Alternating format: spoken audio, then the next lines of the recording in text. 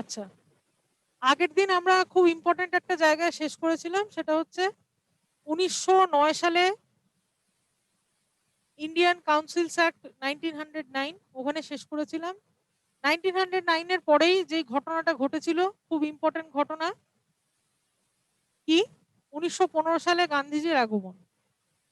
গান্ধীজির আগমনের পর স্বাধীনতা আন্দোলনের মোড় ঘুরে যায় বলেই ব্রিটিশ সরকার তখন অনেকটা প্রেসারে পড়ে যায়, আগের থেকে অনেক বেশি প্রেসারে পড়ে যায়।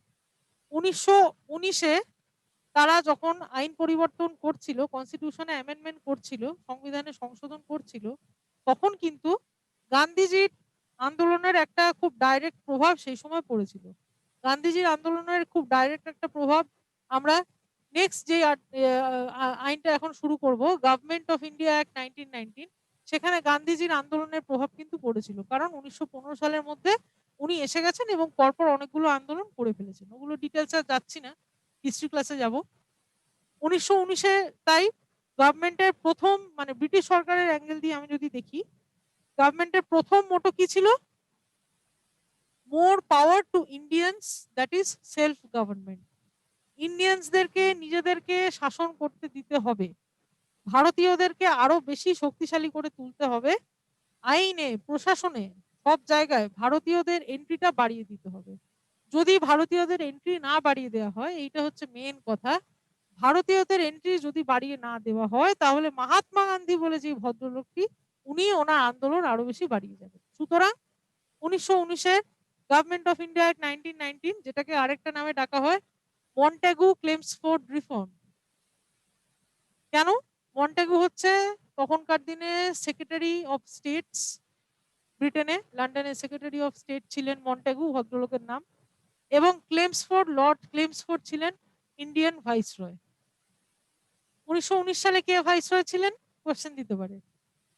ক্লেমসফোর্ড। কেন? মনে না, আলাদা করে গভর্নর জেনারেল ভাইসরয় মনে না রাখলেও 1919 সালের মন্টেগু ক্লেমসফোর্ড নামটা থেকেই আমরা এই আনসারটা করতে পারবো। 1919 সালে ভাইসরয় ছিলেন লর্ড ক্লেমসফোর্ড। কেন না, 1919-এর অ্যাক্টের আরেকটা নাম হচ্ছে মন্টেগু ক্লেমসফোর্ড। ঠিক আছে, এখানে কি করা হয়েছিল ভারতীয়দের পাওয়ার বাড়ানোর জন্য? ভাইসরয় এক্সিকিউটিভ কাউন্সিলের আগে আমরা দেখেছি, ঠিক আছে, ভাইসরয় এক্সিকিউটিভ কাউন্সিলে মোটামুটি অনেকগুলো মেম্বারই থাকতেন, তার মধ্যে একজন মেম্বার ছিলেন ডক্টর এস.পি. সিনহা, সচিদানন্দ সিনহা। ওনাকে ল মেম্বার করা হয়েছিল, এটা 1909 সালে করা হয়েছিল। সচিদানন্দ সিনহাকে ল মেম্বার করা হয়েছিল অনেক আগে, এবং তার মানে কি, তখন শুধুমাত্র একজন ইন্ডিয়ান ছিলেন, একজন ইন্ডিয়ান, এস.পি. সিনহা। ঠিক আছে, সেইটা 1919 সালে বাড়িয়ে দেওয়া হলো, 1 থেকে 3-এ করে দেওয়া হলো। Number of members in Viceroy's Executive Council was increased from 1 to 3. 1 থেকে 3 করে দেওয়া হলো। আগে শুধু ছিলেন এসপি সিনহা, এখন আরো দুজন এক্সট্রা অ্যাড হলেন। মানে কি, ওদের আসল মোটো কি ছিল? ভারতীয়দের ক্ষমতায়ন করা। সেই ভারতীয়দের ক্ষমতায়নের দিকে আরো এক ধাপ বাড়িয়ে গেল, এসপি সিনহা প্লাস দুজনকে অ্যাড করা হলো। ঠিক আছে, next, Indians R allowed in finance committee. এই যে এখন আগেকার, মানে ব্রিটিশ আমলে এটাকে ফাইন্যান্স কমিটি বলা হতো, এখন যেটাকে ফাইন্যান্স কমিশন বলা হয়। ফাইন্যান্স কমিশন আমরা জানি, ঠিক আছে, ফাইন্যান্স কমিশনকে বলা হতো ফাইন্যান্স কমিটি। সেখানে ইন্ডিয়ানসদেরকে অ্যালাউ করা হলো, ইন্ডিয়ানসদের ক্ষমতায়ন করার জন্য।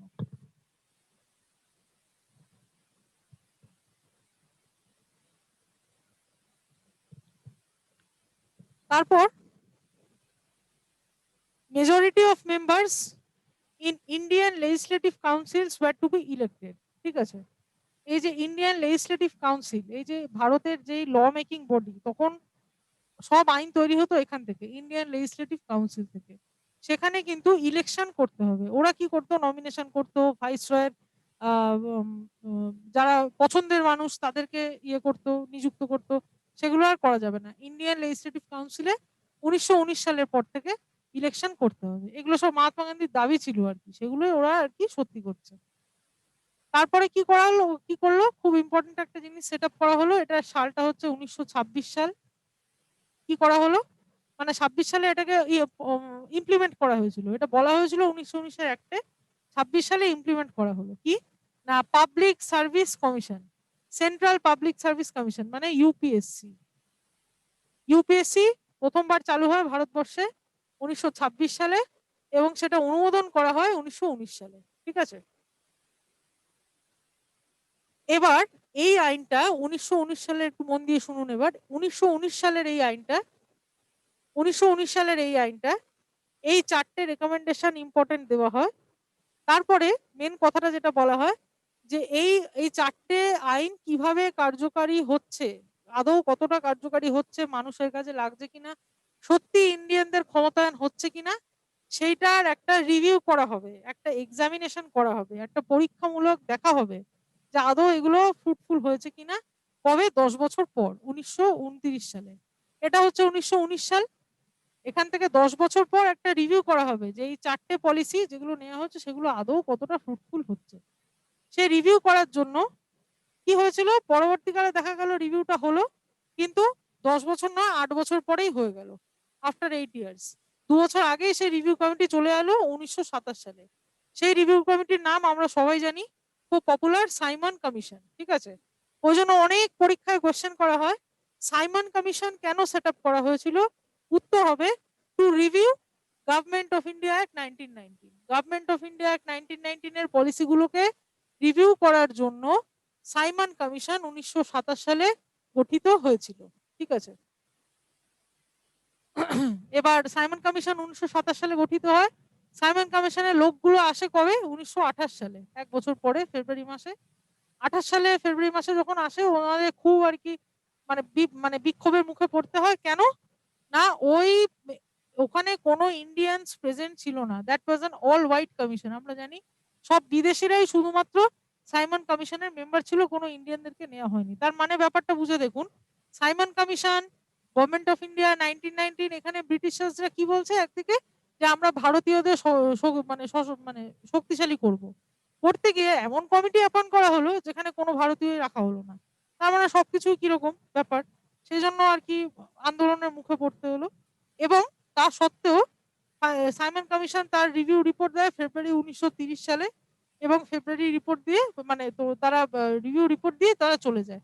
মানে আমি যদি পুরো সিস্টেমটা দেখি, 1927 সালে সাইমন কমিশন এলো কেন? 1919 সালে রিভিউটা করতে। ঠিক আছে, 27 সালে এলো, 28 সালে এসে মানে 27 সালে আসার কথা শুরু হলো, 28 সালে এসে পৌঁছলো। ঠিক আছে, 2 বছর ধরে রিভিউ করলো, দিয়ে 30 সালে রিভিউ রিপোর্টটা জমা দিল, দিয়ে রিভিউ রিপোর্ট জমা দিয়ে আবার লন্ডনে ফিরে গেল। ঠিক আছে, এটা হচ্ছে সাইমন কমিশনের ডুজ অ্যান্ড ডোন্টস। এবং সাইমন কমিশনে কোনো ভারতীয় ছিল না। তারপরে সাইমন কমিশনের এই রিপোর্টটা রিভিউ করার পরে যখন 1930 সালে যখন সাইমন কমিশনের রিপোর্টটা জমা পড়লো, 1930 সালে জমা পড়লো, সেই রিপোর্টের ভিত্তিতে কি করা হলো, তিনটে তিনটে রাউন্ড টেবিল কনফারেন্স তৈরি করা হলো। তিনটে রাউন্ড টেবিল কনফারেন্স ব্রিটিশের লন্ডনে বসে, এটা লন্ডনে তৈরি করা হয়েছিল। তিনটে রাউন্ড টেবিল কনফারেন্স তৈরি করা হলো কেন না, 1930 সালে সাইমন কমিশন যে রিপোর্টটা বললো যে না, 1919-এর একটা ভালো করে চলছে না, গভর্নমেন্ট অফ ইন্ডিয়া অ্যাক্ট 1919 ঠিক করে পালন করা হচ্ছে না, এই খুঁত সেই খুঁত, যা যা খুঁত সব 1930 সালে যে ইন্ট্রোডিউস করলো ওরা, সেই খুঁতগুলোকে রেকটিফাই করার জন্য তিনটে রাউন্ড টেবিল কনফারেন্স লন্ডনে অর্গানাইজ করা হলো, এবং এক্সপেক্ট করা হলো যাতে ইন্ডিয়ানসরা কোঅপারেট করে। কিন্তু এই তিনটে রাউন্ড টেবিল কনফারেন্সই পরবর্তীকালে দেখা গেল ফেলিওর হয়ে গেল, খুব একটা সাকসেসফুল হলো না। মহাত্মা গান্ধী এর মধ্যে মাত্র সেকেন্ড রাউন্ড টেবিলটা অ্যাটেন্ড করেন। তিনটে রাউন্ড টেবিল কনফারেন্স হয় তো, এবার সেকেন্ড রাউন্ড টেবিল কনফারেন্সে শুধুমাত্র মহাত্মা গান্ধী অ্যাটেন্ড করেন, তাও আবার জোর করে ধরে নিয়ে যাওয়া হয়, এরকম ব্যাপার, অনেক অশান্তি হয় সেই সময়। তো সেই ক্ষেত্রে রাউন্ড টেবিল কনফারেন্সটা মোটের উপর দিয়ে একটা ফেলিওর হিসেবে এস্টাবলিশড হয়। এবার রাউন্ড টেবিল কনফারেন্সের ডেট টেট গুলো সবই লাগবে, ওগুলো হিস্ট্রি পোর্শনে লাগবে, আমি হিস্ট্রি পড়াতে গিয়ে ওগুলো ডিটেলসে যাব। তবু আমরা যদি টাইম ফ্রেমটা দেখি, রাউন্ড টেবিল কনফারেন্স কোথা থেকে কত সালে হয়েছিল, 30 থেকে 32-এর মধ্যে হয়েছিল। এবার ডিটেল ডেট গুলো লাগবে, ওগুলো হিস্ট্রি ক্লাসে ডিসকাস করবো। তিনটে রাউন্ড টেবিল কনফারেন্স কোন সাল থেকে কোন সাল হয়েছিল, 1930 থেকে 32-এর মধ্যে হয়েছিল। তাহলে আমি আরেকবার রিভাইজ করছি, 1919 সালের একটা তৈরি হলো, অনেকে এই 4টে পলিসি, এই যে এই 4টে পলিসি ইন্ট্রোডিউস করা হলো 1919 সালে। তারপরে 1927 সালে সেটাকে রিভিউ করার জন্য সাইমন কমিশনে আসার কথা হলো, 1928 সালে তারা এসে পৌঁছলো, কোনো ইন্ডিয়ান ছিল না। 1930 সালে তারা রিপোর্ট সাবমিট করলো এবং 30-এ রিপোর্ট সাবমিট করার পর 30 থেকে 32-এ রাউন্ড টেবিল কনফারেন্স হলো। সেই রাউন্ড টেবিল কনফারেন্সও ফেলিওর হলো। রাউন্ড টেবিল কনফারেন্স ফেলিওর হওয়ার পর কি হলো, 1933 সালে রাউন্ড টেবিল কনফারেন্সে যেই মিটিং করার পর যে কনক্লুশনটা তৈরি হলো, ইন্ডিয়ানদের সঙ্গে ব্রিটিশারদের যে কথোপকথন হ্যান সেইগুলো একটা জায়গায় নথিভুক্ত করা হলো। সেই জায়গাটার নাম হচ্ছে হোয়াইট পেপারস। এগুলোকে হোয়াইট পেপারস বলা হয়। হোয়াইট পেপারসে রাউন্ড টেবিল কনফারেন্সের কি ডিসিশন হলো সেগুলো লেখা হলো। এই হোয়াইট পেপারস এর ভিত্তিতেই হোয়াইট পেপারসে লেখা হলো ইন্ডিয়ানদের সঙ্গে আমরা কিভাবে সমঝোতাটা করব, মানে এরপরে কিভাবে শাসন করব, মানে ওরা এত আন্দোলন করছে, আমরা আমাদের দিক থেকে কোনো মানে মধ্যস্থতা হচ্ছেই না দুই পক্ষের মধ্যে বা তিন পক্ষের মধ্যে। আরো মোহাম্মদ আলী জিন্নাহ তখন থাকেন, ঠিক আছে, নেহেরু থাকেন। তো এই তিন পক্ষের মধ্যে মোহাম্মদ আলী জিন্নাহ, নেহেরু এবং ব্রিটিশার্স, তিন পক্ষের মধ্যে কোনো মধ্যস্থতা হচ্ছে না। সেই জন্য রাউন্ড টেবিল কনফারেন্স ফেলিওর হয় এবং তাদের যা যা বক্তব্য, যা যা করণীয়, হোয়াট নেক্সট, সেই প্ল্যানস গুলো সবই হোয়াইট পেপারসে লেখা হলো 1933 সালে। এই হোয়াইট পেপারস এর ভিত্তিতেই আমাদের পরের যেই আইনটা সেটা তৈরি হলো। হোয়াইট পেপারস এর ভিত্তিতেই পরের আইনটা তৈরি হলো। পরের আইনটা খুব ইম্পর্টেন্ট, অনেক কোয়েশ্চেন আসে। Government of India act 1935। আমরা বললাম 33-এ হোয়াইট পেপারস তৈরি হলো। তারপরে এই হোয়াইট পেপারস এর ভিত্তিতেই 1935-এ নতুন আইন ইন্ট্রোডিউস করা হলো, গভর্নমেন্ট অফ ইন্ডিয়া অ্যাক্ট 1935। এইবার আরেকটা কথা বলে রাখি, আমাদের মডার্ন ইন্ডিয়ান কনস্টিটিউশনের 70% জিনিসপত্র, 70% জিনিসপত্র, মডার্ন কনস্টিটিউশনের 70% জিনিসপত্র এই গভর্নমেন্ট অফ ইন্ডিয়া অ্যাক্ট 1935 থেকে নেওয়া হয়েছে। মানে 1935 এর এই একটা ডিটেলসে পড়া হলে আমাদের সিলেবাসে ডিটেলস থাকে না, কোনো পরীক্ষায় ডিটেলসে কোয়েশ্চেন আসে না, সেই জন্য একদম যেগুলো না হলেই নয় সেগুলোই জট ডাউন করেছি। কিন্তু 70% জিনিস গভর্নমেন্ট অফ ইন্ডিয়া অ্যাক্ট 1935 থেকে কিন্তু মডার্ন সংবিধানে কপি করা হয়েছে। এবং এগুলোর মেন পলিসিগুলো কি এবার দেখব। 1 নম্বর, এটা খুব লেন্দি এবং ডিটেল ডকুমেন্ট। কি কি আছে, 321টা সেকশন, 10টা শেডিউল, খুব লেন্দি। কারণ লেন্দি মানে বুঝতেই পারছো, আমাদের ভারতীয় সংবিধান তো সব থেকে লেন্দি কনস্টিটিউশন, এমনি এমনি না, কারণ এত লেন্দি একটা জায়গা থেকে কপি করা হয়েছে। তো 321টা সেকশন, 10খানা শেডিউল অলরেডি রয়েছে এখানে, ঠিক আছে। এবং পাওয়ারকে 3টে ভাগে ভাগ করা হয়েছে, যেটা আমাদের এই সংবিধানেও দেখা যায়, অন্য নামে দেখা যায় কিন্তু দেখা যায় মডার্ন সংবিধানে। কি কি 3টে ভাগ, একটা হচ্ছে ফেডারেল লিস্ট, একটা হচ্ছে প্রভিন্সিয়াল লিস্ট, একটা হচ্ছে কনকারেন্ট লিস্ট। এবার দেখুন, ভারতীয় সংবিধানে এই নামগুলো একটু একটু পরিবর্তিত হয়েছে। কনকারেন্ট লিস্টটা কনকারেন্ট লিস্টই রয়েছে, আমরা জানি, পলিটি পড়তে গিয়ে আরো ডিটেলসে পড়বো। প্রভিন্সিয়াল লিস্টটাকে নাম চেঞ্জ করে দেওয়া হয়েছে স্টেট লিস্ট। ফেডারেল লিস্টটাকে নাম চেঞ্জ করে দেওয়া হয়েছে ইউনিয়ন লিস্ট। মডার্ন মানে আমাদের 47-এর পরে যে সংবিধান তৈরি হয়েছে, 50 সালে যে সংবিধান শুরু হয়েছে, সেখানে ফেডারেল লিস্টকে বলছে ইউনিয়ন লিস্ট। মানে আগে ফেডারেল বলে ডাকতো, তার নাম চেঞ্জ হয়ে হলো ইউনিয়ন। আগে প্রভিন্সিয়াল বলে ডাকতো, তার নাম চেঞ্জ হয়ে হলো স্টেট। আর তারপরে কনকারেন্ট। এই 3খানা লিস্টও কিন্তু 35 সালে ইন্ট্রোডিউস করা হয়েছে। সেখানে কি কি ছিল, 59টা আইটেমস ছিল, এখানে 54টা আইটেমস ছিল, এখানে 36টা আইটেম ছিল। এগুলো থেকে কোয়েশ্চেন আসতে পারে, এগুলো মুখস্থ করতে হবে for centre, for Province, for both. এবার এগুলোর কনকারেন্ট লিস্ট মানে হচ্ছে যেখানে ইউনিয়ন এবং স্টেট দুজনেই পাওয়ার শেয়ারিং করে, সেটাকে কনকারেন্ট বলে। আর ফেডারেল লিস্ট মানে ইউনিয়ন লিস্ট, ইউনিয়ন যেখানে পাওয়ার শেয়ার করে। আর স্টেট লিস্ট বা প্রভিন্সিয়াল লিস্ট মানে হচ্ছে যেখানে শুধু স্টেট পাওয়ার শেয়ার করে, ঠিক আছে। কনকারেন্ট মানে দুজনেই করে, কনকারেন্ট মানে দুজনেই করে।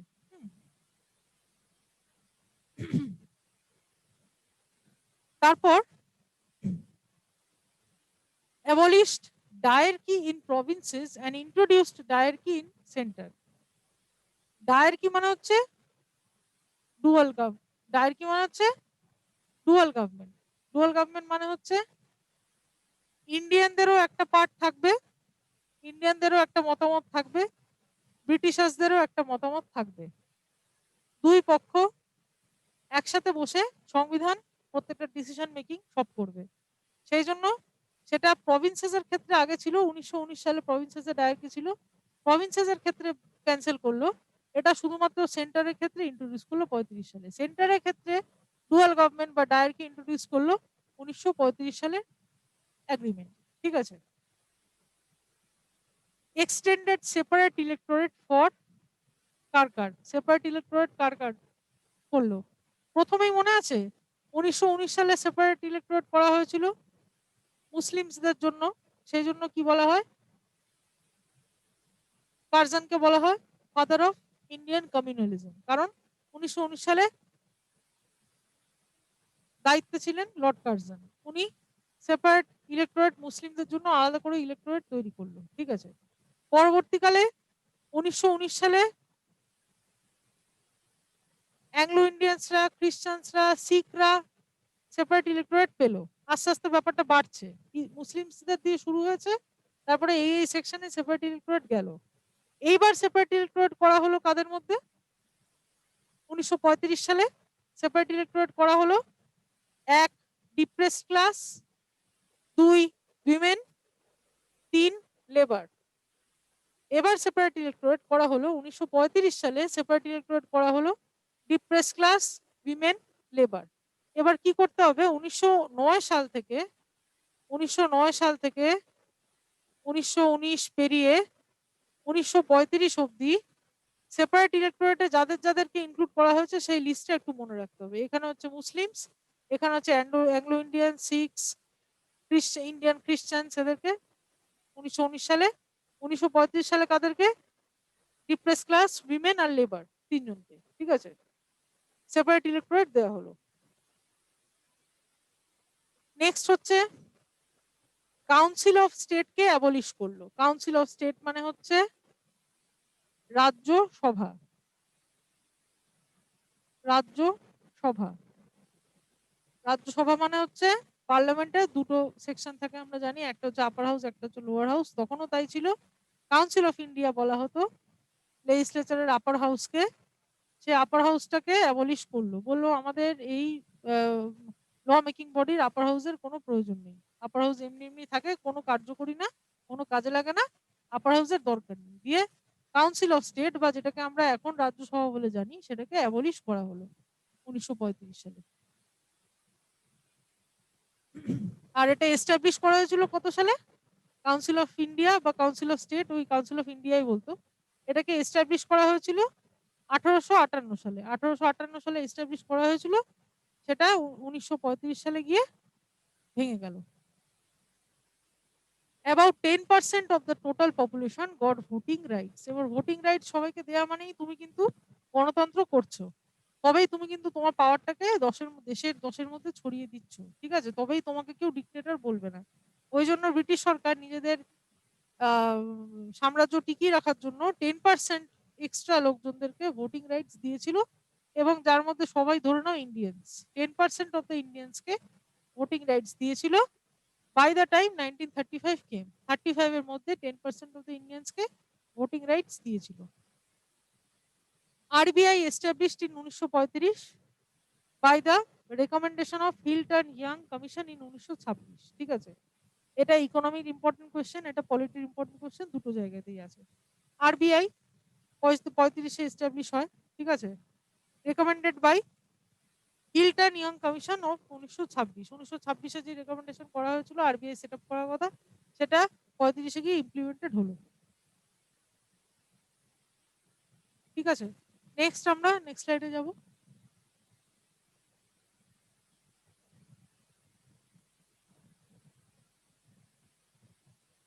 তারপরে আরো দুটো পয়েন্ট ছিল, provincial and joint public service commission introduce হলো 1935 এর government of অ্যাক্টে।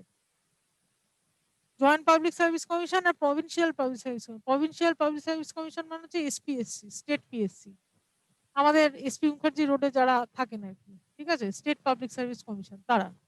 R joint public service commission মানে হচ্ছে অনেকগুলো রাজ্যকে ঘিরে যখন একটা পাবলিক সার্ভিস কমিশন তৈরি হয়, এটা স্পেশালি নর্থ ইস্ট স্টেটে দেখা যায়।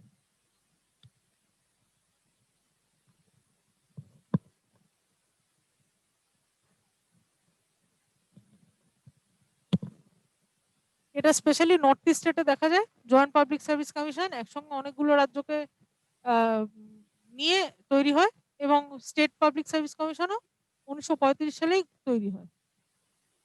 এবং federal court in Delhi in 1937 function till 28 জানুয়ারি 1950। এই যে দিল্লিতে যে ফেডারেল কোর্ট, মানে আমরা আপাতত যাকে সুপ্রিম কোর্ট বলে চিনি, ঠিক আছে, সেই সুপ্রিম কোর্ট তৈরি হয়েছিল এই সময়, ঠিক আছে, ফেডারেল কোর্ট ইন দিল্লি বলে তখন পরিচিত ছিল, ঠিক আছে। তার নাম 28 জানুয়ারি 1950-এর পর চেঞ্জ হয়ে গিয়ে হয়ে যায় সুপ্রিম কোর্ট অফ ইন্ডিয়া। সেই বিল্ডিংটাকেই ফেডারেল কোর্ট ইন দিল্লি তৈরি হয়েছিল 1935 সালের অনুমোদনের পর 1937-এ সেটা বিল্ড হয়েছিল, ঠিক আছে। নেক্সট হচ্ছে ইন্ডিয়ান ইন্ডিপেন্ডেন্স অ্যাক্ট 1947। এই অ্যাক্টের মাধ্যমে আমরা স্বাধীনতা পেয়েছিলাম। এখানে কি কি আছে ইম্পর্টেন্ট পয়েন্টস? একটা হচ্ছে ক্লেমেন্ট অ্যাটলি 20 ফেব্রুয়ারি 47-এ বলেন যে 30 জুন 48-এর মধ্যে ইন্ডিয়ানদের হাতে পাওয়ার তুলে দিতে হবে। ব্রিটিশার্সরা তিতিবিরক্ত হয়ে যায় এবং তাদের অন্যান্য সিচুয়েশনও খুব খারাপ হয়ে যায়। পৃথিবীতে তাদের অবস্থা খুব খারাপ হয়ে যায়, কারণ তারা ওয়ার্ল্ড ওয়ার 2-তে জার্মানির এগেইনস্টে জিতে গেলেও তাদের ইকোনমিক কন্ডিশন খুব খারাপ হয়ে যায়। তারা অর্থনৈতিকভাবে খুব ভেঙে পড়ে। মানে ধরো একটা কেউ বড় লোক, সে হঠাৎ করে গরিব হতে শুরু করলো, তখন সে কি করে? তখন সে তার নিজের একটা একটা করে একটা একটা করে সম্পত্তি সব বিক্রি করে দেয়, ঠিক আছে, একটা একটা করে সম্পত্তি সব বিক্রি করে দেয়। এককালীন বড়লোক তারা যখন হঠাৎ করে গরিব হতে শুরু করে, ব্রিটিশ সরকারের ঠিক তাই হয়েছিল। তাদের সাম্রাজ্যবাদের পতন ঘটলো। একটা সময় বলা হতো the sun never sets in British empire. একদম আমেরিকা থেকে একদম জাপান অব্দি পুরো তাদের কন্ট্রোলে ছিল একটা সময়। তো তখন কি হলো, সেকেন্ড ওয়ার্ল্ড ওয়ারের পর তাদের অর্থনৈতিক ড্রেনেজ, ইকোনমিক ড্রেন এত বেশি হয়ে গেছিল, তারা একটা একটা করে সাম্রাজ্য ছেড়ে দিচ্ছিল।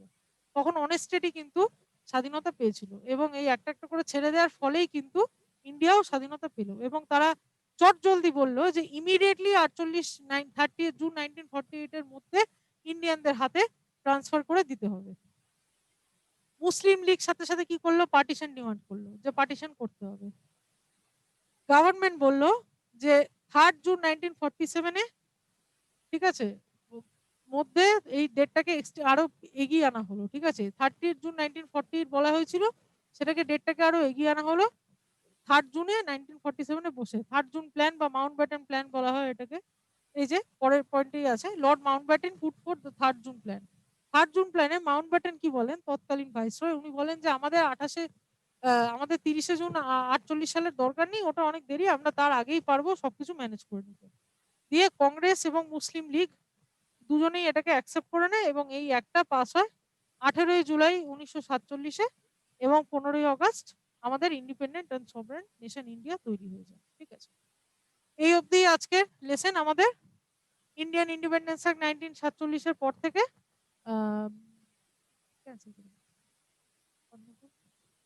নতুন চ্যাপ্টার চলে যাবে।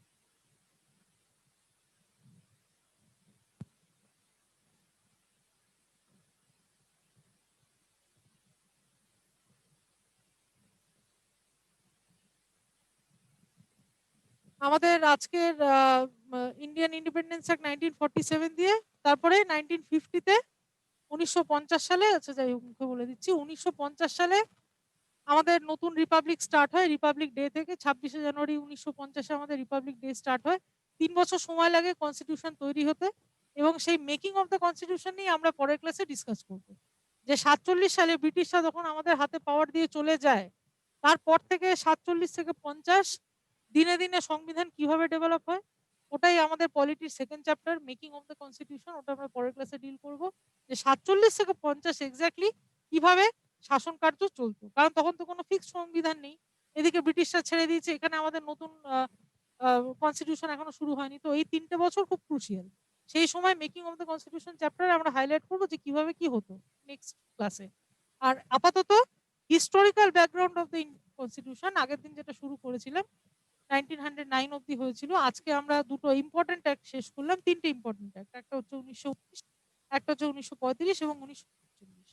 47-এর সব থেকে ইম্পর্টেন্ট হচ্ছে গুলো, যে ডেট গুলো বললাম। 30 জুন 48 কথা ছিল, 30 জুনের জায়গায় ব্যাটেন প্ল্যানে 3 জুন প্ল্যানে ব্যাপারটা এগিয়ে আসে, 15 আগস্ট 47-এ এগিয়ে আসে ব্যাপারটা। ওই জুন মাসে 48 সালে জুন মাস অব্দি আর ড্র্যাগ করা হয়নি, তাড়াতাড়ি ছেড়ে দেওয়া হলো। কারণ মহাত্মা গান্ধী এবং জওয়াহরলাল নেহরু, মহাত্মা গান্ধীও তখন রিটায়ার করে গেছিলেন, ওটা অন্য বিষয়।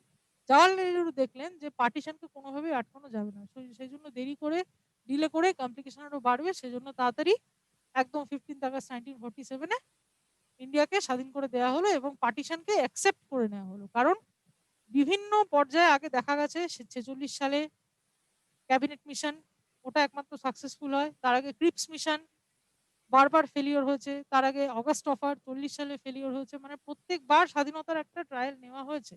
ব্রিটিশার্সরা বারবার বলছে আপনারা পাওয়ার নিয়ে নিন। এখানে কিন্তু জওহরলাল নেহরু আর মোহাম্মদ আলী জিন্নাহর মধ্যে ঝামেলা হচ্ছিল। তারা অগাস্ট অফার 1940 ক্যান্সেল হলো যার জন্য, তারপরে ক্রিপস মিশন ক্যান্সেল হলো যার জন্য, তারপরে ক্যাবিনেট মিশন ফাইনালি সাকসেসফুল হওয়ায় 1946 সালে ক্যাবিনেট মিশন হয়েছিল। এগুলো আমি ডিটেল এখন যাচ্ছি না, এগুলো হিস্ট্রি ক্লাসের সিলেবাস। তাও এটুকু না বললে নয়, তাই বলছি। ক্যাবিনেট মিশন আলটিমেটলি সাকসেসফুল হওয়ায় তারপরে গিয়ে ইন্ডিয়ান ইন্ডিপেন্ডেন্স অ্যাক্ট, এটা জাস্ট শুনে নিন, খাতায় কপি করার দরকার নেই। ক্যাবিনেট মিশন সাকসেসফুল হওয়ায় 47 সালে ইন্ডিয়ান ইন্ডিপেন্ডেন্স অ্যাক্টের মাধ্যমে আমরা স্বাধীনতা লাভ করি। এবং নেক্সট ক্লাসে আমরা মেকিং অফ দ্য কনস্টিটিউশন 47 থেকে 50 অব্দি দেখব কি হয়েছে। আজকে একটু বলুন কারো কোনো কনফিউশন আছে কিনা পলিটি পার্ট থেকে। বাঁকুড়া নেই, মাইকটা একটু আনমিউট করুন। নেই।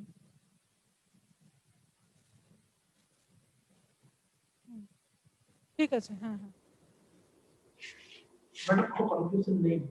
আচ্ছা আচ্ছা, ঠিক আছে, থ্যাংক ইউ সো মাচ। পূর্ত ভবন কোনো কনফিউশন আছে? আপনারা জেস্টারেও দেখিয়ে দিতে পারেন। হ্যাঁ বলুন। পূর্ত ভবন কোনো প্রবলেম নেই। আচ্ছা আচ্ছা, ঠিক আছে, থ্যাংক ইউ। কল্যাণী কোনো প্রবলেম আছে? না ম্যাম, আমাদের কোনো আচ্ছা কনফিউশন আচ্ছা, নেই। Thank you so much. ঠিক আছে। মালদা কোনো প্রবলেম আছে? না, নেই বোধহয়। শিলিগুড়ি কোনো অসুবিধা আছে, কোনো কোয়েশ্চেন আছে? আচ্ছা। আসানসোল আপনারা অনেকে আছেন, কোনো কোয়েশ্চেন থাকলে বলুন। নেই, ঠিক আছে, থ্যাংক ইউ সো মাচ। আজকের মতো তাহলে এখানেই শেষ করছি। Thank you.